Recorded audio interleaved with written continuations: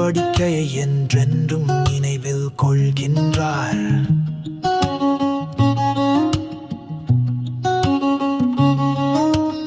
ஆண்டவர் தமது உடன்படிக்கையை என்றென்றும் நினைவில் கொள்கின்றார்.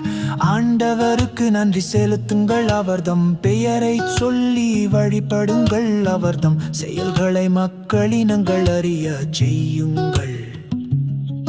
அவர் செய்த வியத்தகு செயல்களை நினைவு கூறுங்கள், அவர்தம் அருஞ்செயல்களையும் அவரது வாய்மொழிந்த நீதி தீர்ப்புகளையும் நினைவில் கொள்ளுங்கள்.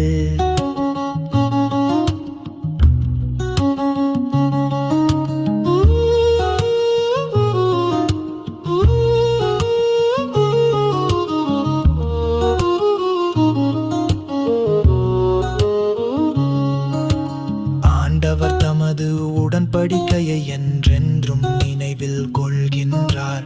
அவர் தமது உடன்படிக்கையை என்றென்றும் நினைவில் கொள்கின்றார்.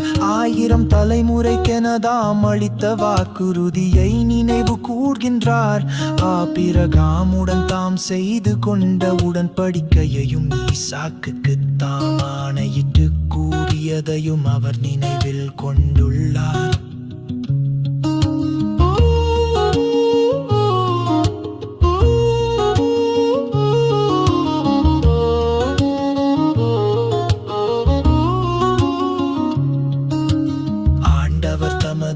உடன்படிக்கையை என்றென்றும் நினைவில் கொள்கின்றார்.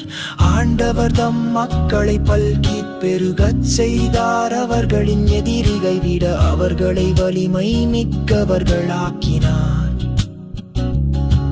தம் மக்களை வெறுக்கும்படியும் தம் அடியார்களுக்கு எதிராக சூழ்ச்சி செய்யும்படியும் அவர் எகிப்தியரின் மனத்தை மாற்றினார்.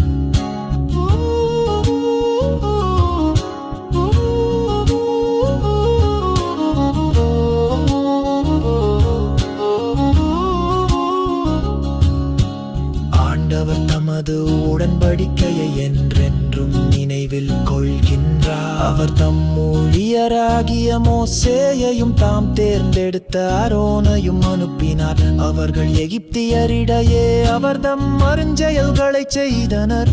காம் நாட்டில் வியத்தகு செயல்களை செய்து காட்டினர்.